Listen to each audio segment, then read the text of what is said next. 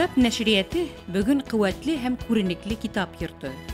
Башкортостандың әдәби, тарихи, мәдәни байлыгын ак кагылга төшереп, матур тышлы сифатлы китап хәлендә дөньяга сыгару уның мөкатдәс бурысы. 4 ел элегрәк бөтәһе елына сыга торган 775 китап. Максат куйдык инде, менә 3 ел эчендә 2 мәртәбә күтәрергә. Былтыр 301 китап сыгардык. Иң беренчеһе, әлбәттә, үз кыйммәтен кәмитергә. Икенчеһе китап хату. Үзебезнең фирма магазин ачу.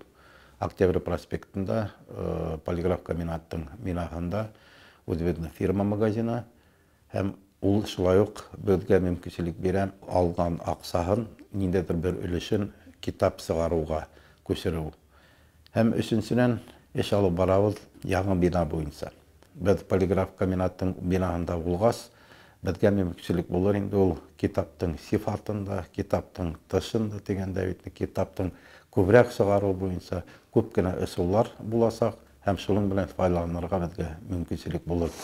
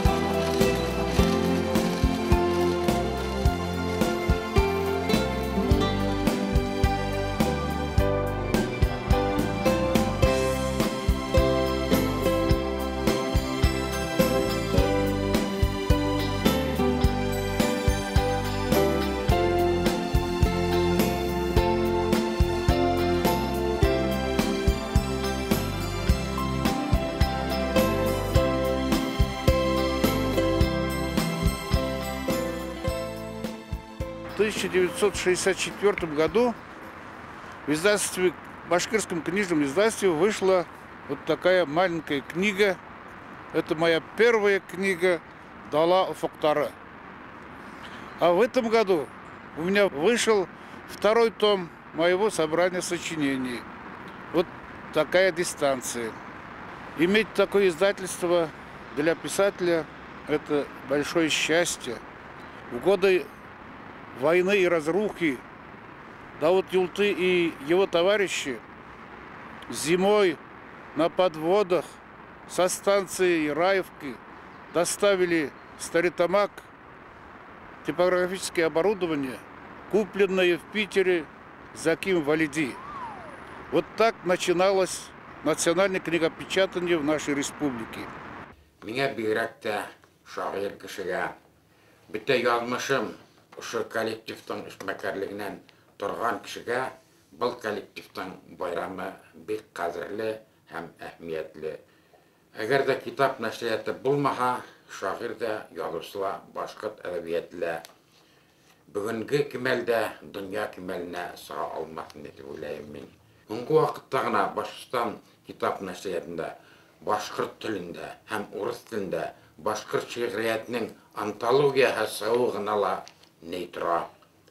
Башкорт тарихы уның бөтә халык иҗатында, легендаларында, риваятләрендә, шәҗәрәләрендә, кулъязмаларында яткан. Буны әле заманда Сәгыйть Мирасов, Габдулахат Вилдановлар, Артабан Мөхәммәдшah Бораңғоловтар дип, менә ниндәй юл үткән китап нәшрияты үзенең юлында башкорт халык иҗатын сыгаруга төп максат итеп куйган. Заки Валиди уны күргән һәм күрә белгән. Безнең бүгенге көндә зур горурлык белән телгә алырлык менә сыккан башкорт халык ижады бар биттеде 12 томда сыкты. Хәзер унан да күп томда сыгу дәвам итә. 12 томлык итеп рус телендә бите Рәсәйгә таралды. Нинди генә усырда алганда китап нәшрият барыбер алга бара. Шуныһы яхшы.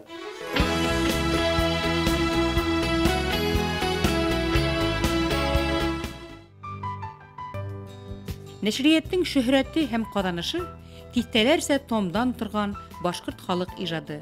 Күп томлы Башкортстанның халык язучысы, Башкортстанның халык шагыйре сериялары дәвам итә.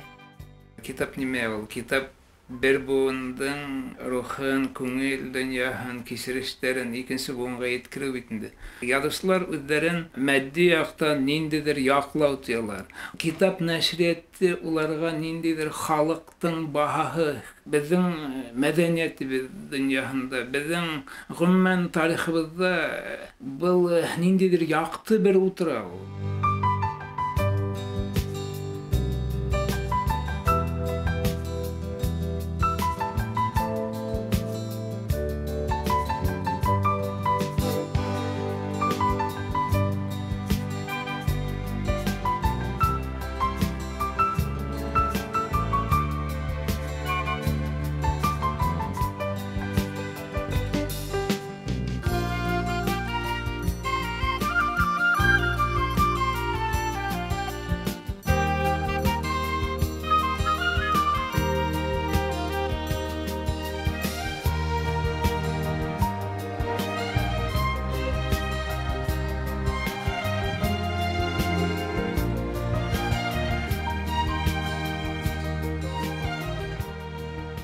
Яшьтәр тавышы шәлкеме, кардәшлек кәштәһе, башкорт прозаһы, мәктәп китапханаһы, бөек кешеләр тормышы кеүек заманса басмалар танылу таба.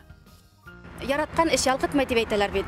Шул дөрестер инде. Мине эшкә өйрәткән Сабир Нагыймовичка, Шәриповка, Галия Галиевнага, Сәлимән Бәдретдиновка шул хәтлем рәхмәтлемен. Китап сыккан көн безнең өчен байрам менән бер бит ул. Автордан да ныграк шатланабыз. Без автордан да алдарак кулга алабыз ул китапты. Авторларның шатлануын һез күрһәгез килеп кергәс. Улар бер генә төнгә булһа ла алып кайтып кусаклап кына йоклаймы әле ошо китабымды дип кусаклап алып кайтып китәләр. Башкортстан китап нәшрияты һуңгы елларда бына үзгәртеп бару елларынан һуң һәр вакытта яшьләргә кул һудып тора. Буга тиклем без, мәсәлән, үзебезнең китапларны кулга алыр өчен өмет тә юк ине дип әйтергә булыр ине. Хәзер һәр беребезнең кулында үзенең китабы бар. Башкортстан китап нәшриятына игътибарлы булганы өчен, ярдәм кулы һузганы өчен без зур рәхмәтлебез.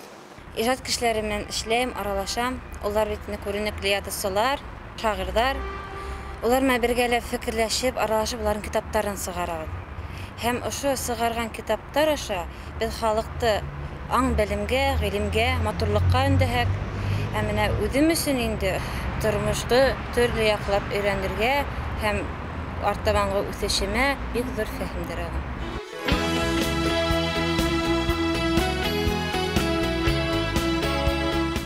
Китап нәшриятының айырыуса зур мөһим бүлеге уку әсбаптары һәм дәреслектәр. Башкортстан мәктәпләре, урта һәм югары уку йортлары өчен фәнни популяр әдәбият, Башкортстан тарихы, географияһы, халык ижады, этнография, экология һәм башка өлкәлә халыктың белемен тәрәнәйтерлек китаптар әзерләнә. Бөтә темпланды без мәгариф министрлыгыннан бергә эшләйбез.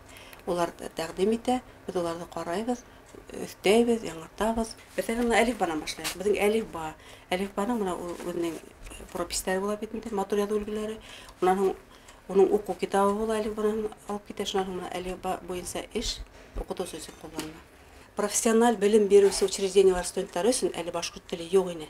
Менә без хәзер башкорт телләрен сыгардык, менә беренче курска, икенче курска әдәбиятны да сыгардык. Башкортстан хөкүмәте карары менән дәреслектәр бушлай таратыла.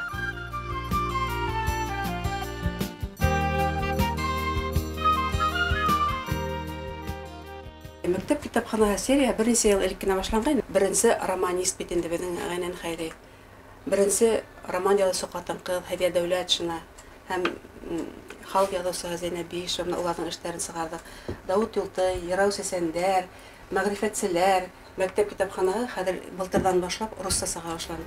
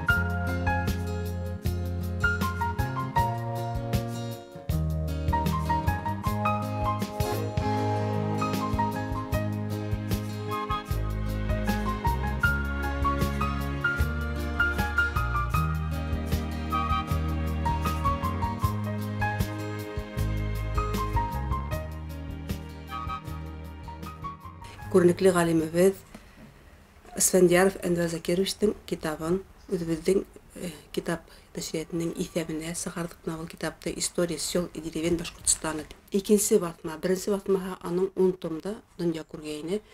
Беренче еллык Башкортстанның бөтен районнары һәм Башкортстанның сиктәш районнарындагы мәгълүматлар бирелгән. Халкыбызга, республикабызга зур бүләк булачак. Тагыла Раил Гумерович Кузеевтың китабы сыгып килә, «Историческая этнография башкирского народа». Тиздән ул да дөнья күрәсәк, тарихыбызга, сыгышыбызга асыклык индергән басмаларның бере.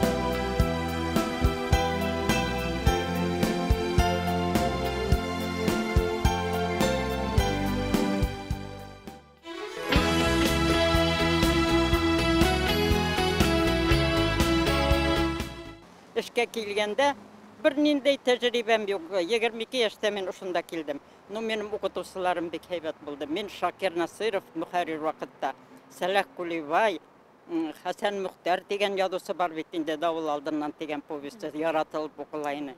Фәрит Исангылов, менә шулар кулына мин 22 яшемдә килеп утырдым. Бер ябык кына сивек кенә кыз. Китаптың тәмен, китаптың ямен аңларга өйрәттеләр алар мине. Тәүге китаптың алгандың һөйөнесен һин белһәң әйме? Һөйөнесе аның баланы нисек кулга һәңәй бит. Кулга алгандагы кебек, менә ниндәйдер бер эске бер һөйөнес кисерәң инде.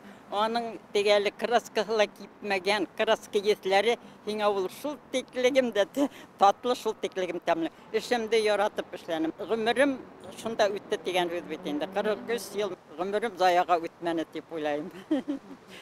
Аклы каралы дәлсектәр сыгардык тәүге чордарда. Шон уларда инде соңыннан төслегә күсерә башлау иң авыр әсәр булгандыр дип уйлайм.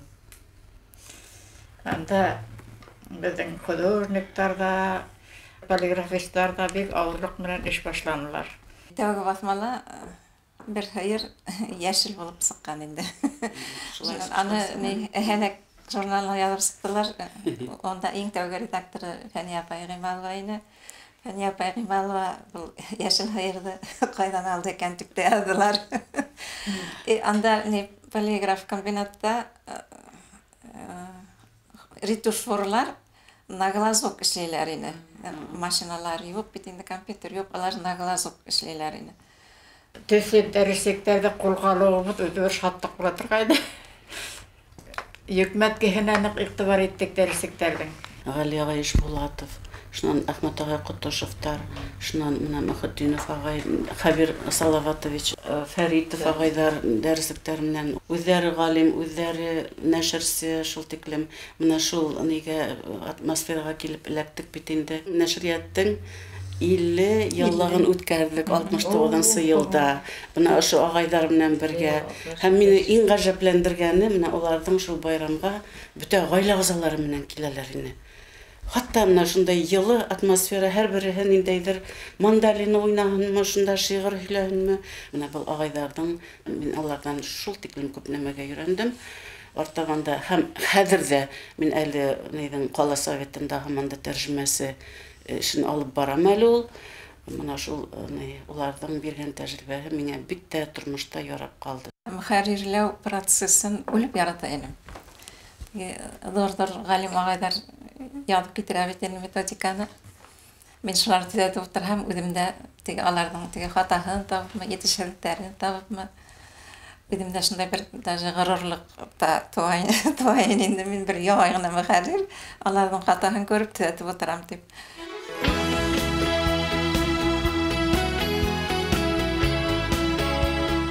Айрым төр басмалар бүлеге халыктың заманса талаптарын канәгатьләндерә, зауқын үстерә.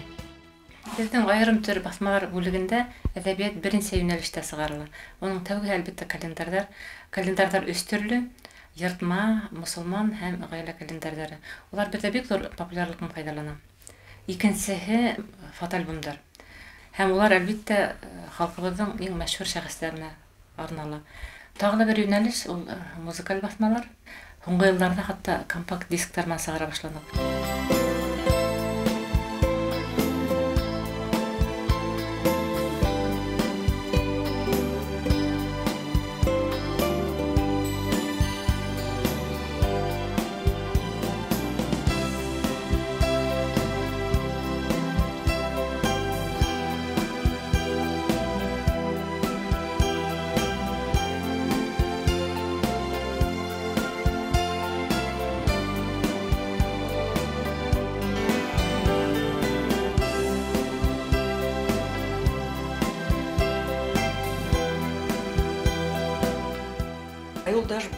Я с ним работала так косвенно только по первому тому, потом он ушел из жизни. И все остальное я уже делала без него, с помощью его родственников. Но я его до последнего тома чувствовала, его присутствие. И вот он один из тех немногих ученых, который сумел, несмотря на такие вот жизненные ситуации, сохранить свое видение. Он не поддался ведь никаким абсолютно уклонам вправо-влево. Он свою точку зрения отстоял, и наконец-то к нашей радости появилась возможность эту точку обнародовать. Мы открываем народу истоки его жизни. Каждая книга – это какой-то пласт, это история народа. Для меня башкирская книга – это именно содержание этих книг, которые служат во имя просвещения родного народа.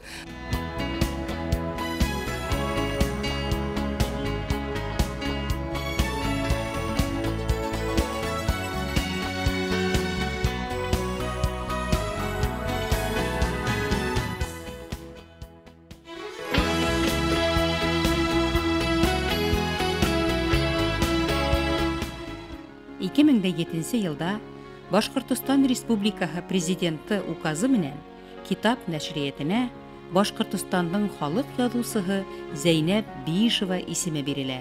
Без мына ошо исем алу белән үз-үзебезгә зур максат куйганбыз. Зәйнәп апайдың әсәрләре буенча ниндәдер критерий кимәле беренчедән.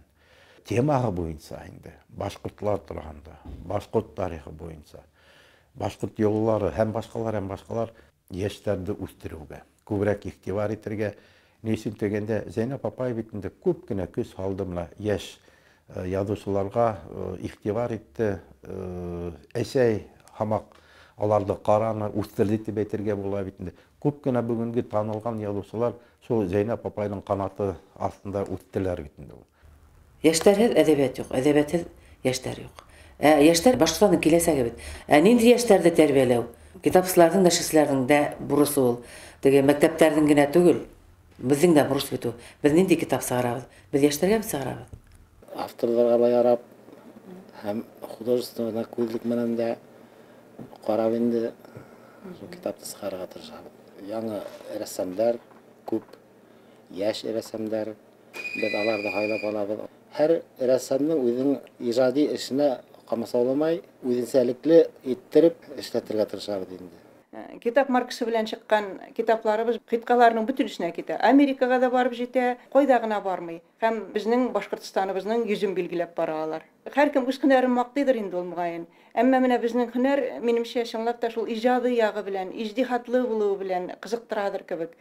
Мин язучыларның шәхесен ояб итәргә тырышам. Күңелдән чыккан гына күңелгә җитә диләр. Кеше күңеленнән үткәреп язган икән, уланы укучылар өчен тәгаенләп язган.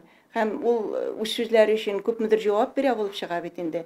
Әмма шул ук вакытта оста ювелир йөзек кашын шомартып җибәргән кебек, һәр нәрсәне дә шомартып җибәргәндә, сүз кытыршыкларын бетергәндә, минемчә, авторлар бик канәгать калалар. Бер кул язманы төрле редактор эшләсә, бер кашанда бер төрле китап килеп чыкмый дип исәплим.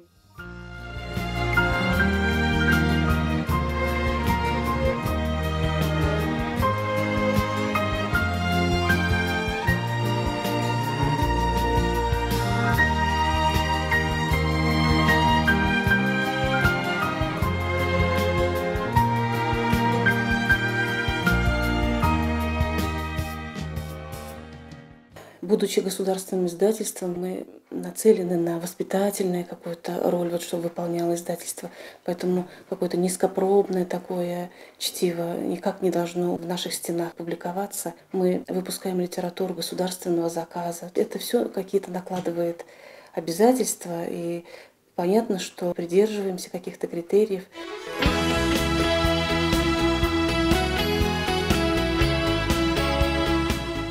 Башкортостан Республикаһының дәүләт унитар предприятиеһы Зәйнәп Биишева исемендәге китап нәшрияты Башкортостандың иң яхшы товарлары республика конкурсы лауреаты.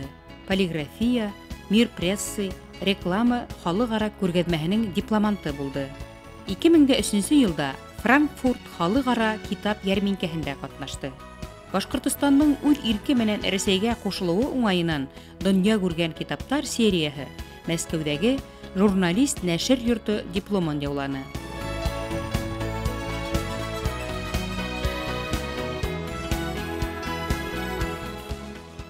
В этом году, в начале года, у нас было организовано 4 выездные выставки продажи. Это вот по южным районам мы ездили. Мелиоз, Зянчура, Зилаир, Баймак, Сибай, Белорецк, Хайбулинский район были. Ездили по северо-восточным районам, Мечетлинский район, Кигинский районы. В северо-запад выезжаем. Также выезжаем по отдельным приглашениям на мероприятия республиканского значения, на юбилеи поэтов, на юбилеи писателей. Недавно, только в конце августа, участвовали в коллегии Минспорта.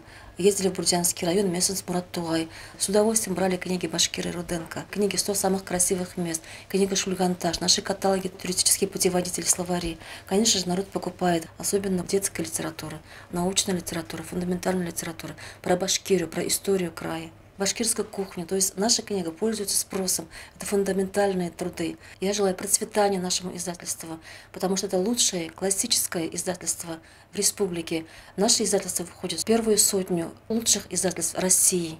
Ежегодно издается у нас каталог «Книга почтой». То есть любой житель республики, приходя в почтовое отделение связи, взяв наши каталоги, может заказать себе интересующую книгу. Также у нас бурно развивается наш интернет-сайт, новости, анонсы, аннотации к книгам, биографии наших авторов. Мы все это описываем там. И все, что происходит в Китапе, все, что издается, можно узнать в нашем интернет-сайте. Сайт наш Китап-Уфа.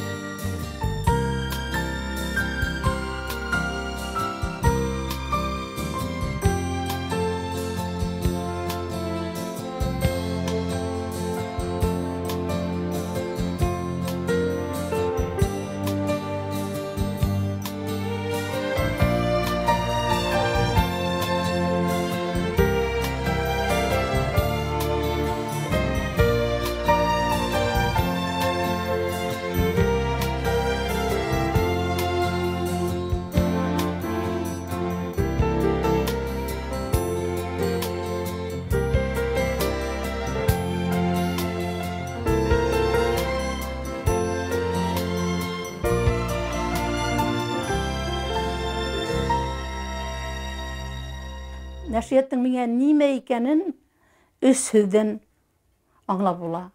Ул әҙәбиәт, нәшриәт һәм мөхәббәт. Бөтәһе лә ҙур хәрефтән яҙыла.